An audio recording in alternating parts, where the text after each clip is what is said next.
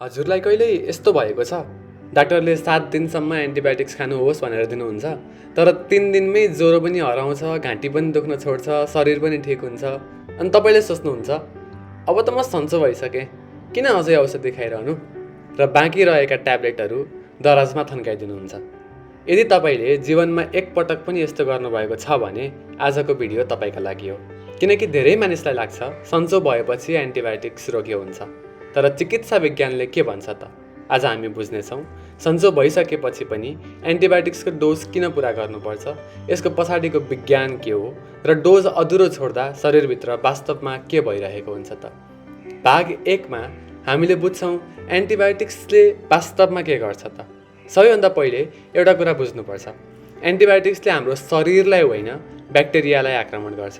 कल्पना गर्नुहोस् तपाईँको शरीर एउटा सहर हो र त्यस सहरमा हजारौँ अपराधीहरू अर्थात् ब्याक्टेरियाहरू प्रवेश गरेका छन्। एन्टिबायोटिक्स भनेको विशेष सुरक्षा फौज जस्तै हो, जसले ती अपराधीलाई खोजेर नष्ट गर्छ। तर एउटा रोचक कुरा के छ भने सबै ब्याक्टेरिया एउटै प्रकारका हुँदैनन्। कतिपय कमजोर हुन्छन्, कतिपय धेरै बलिया हुन्छन्। औषधि सुरु गरेपछि सबैभन्दा पहिले कमजोर ब्याक्टेरिया मर्छन्।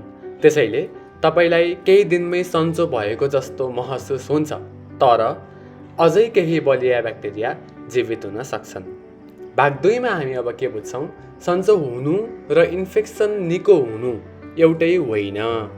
यही ठाउँमा धेरै मानिसहरूले गल्ती गर्नुहुन्छ। लक्षण हराउनु भनेको इन्फेक्सन पूर्ण रूपमा समाप्त हुनु होइन। ज्वरो कम भयो, घाँटी दुखेन, खोकी घट्यो, यी सबै राम्रा सङ्केत हुन्, तर शरीरभित्र अझै केही ब्याक्टेरिया बाँकी हुन सक्छन्। यदि तपाईँले यही समयमा औषधि बन्द गर्नुभयो भने बाँकी रहेका ती बलिया ब्याक्टेरियाले फेरि सङ्ख्या बढाउन थाल्छन्। केही दिन वा केही हप्तापछि सङ्क्रमण फेरि फर्किन सक्छ र धेरै पटक पहिलोभन्दा अझ गम्भीर भएर फर्किन सक्छ।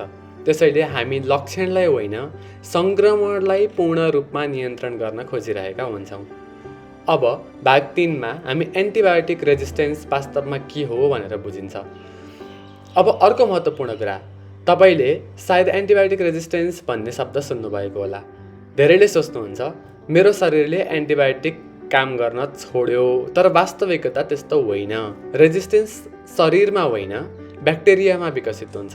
कल्पना गर्नुहोस् 100वटा ब्याक्टेरिया छन्, एन्टिबायोटिक्सले 95वटा मारिदियो, तर 5वटा बलिया ब्याक्टेरिया बाँचे। यदि तपाईँले औषधि त्यही बेला बन्द गर्नुभयो भने ती 5वटाले फेरि हजारौँ नयाँ बलिया ब्याक्टेरिया बनाउँछन् र ती नयाँ बलिया ब्याक्टेरियाहरू पहिलाको एन्टिबायोटिकबाट सजिलै नमर्ने हुन सक्छन्। यसैलाई हामीले एन्टिबायोटिक रेजिस्टेन्स भनिन्छ। यो केवल तपाईँको समस्या होइन, यी रेजिस्टेन्ट ब्याक्टेरिया परिवार, समुदाय, अस्पताल र समाजभर फैलन सक्छन्। यसैले विश्व स्वास्थ्य सङ्गठनले एन्टिबायोटिक रेजिस्टेन्सलाई आजको विश्वकै ठुलो सार्वजनिक स्वास्थ्य चुनौतीहरूमध्ये एक मानेको छ। अब भाग 4 मा हामी के बुझ्छौँ भने तर अहिले केही अवस्थामा डोज छोट्याउने अभ्यास पनि हुन्छ।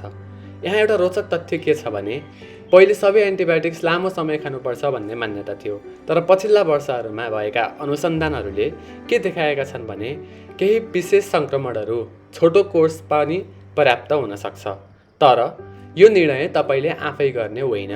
सङ्क्रमण कस्तो छ, कुन ब्याक्टेरिया हो, कुन एन्टिबायोटिक प्रयोग भइरहेको छ, तपाईँको उमेर कति हो, प्रतिरक्षा प्रणाली कस्तो छ र अन्य स्वास्थ्य अवस्थाका आधारमा डाक्टरले अवधि तय गर्नुहुन्छ। त्यसैले आफ्नै निर्णयले एन्टिबायोटिक रोक्नु उचित हुँदैन। यदि डोज परिवर्तन गर्नुपर्ने अवस्था छ भने त्यो निर्णय स्वास्थ्यकर्मीले मात्र गर्नुपर्छ। आजको भिडियोबाट एउटा कुरा मात्रै सम्झनुहोस्, सन्चो महसुस हुनु भनेको उपचार सकिनु होइन। एन्टिबायोटिक्स सुरु गरेपछि डाक्टरले भनेअनुसार नै खानुहोस्, डोज आफै नघटाउनुहोस्, बिचमै नरोक्नुहोस् र अरूको बाँकी रहेको एन्टिबायोटिक पनि कहिल्यै प्रयोग नगर्नुहोस्, किनकि एन्टिबायोटिक्स हाम्रो सबैभन्दा शक्तिशाली औषधिमध्ये एक हो, तर यसको गलत प्रयोगले भोलिको दिनमा साधारण सङ्क्रमण समेत उपचार गर्न गाह्रो हुन सक्छ।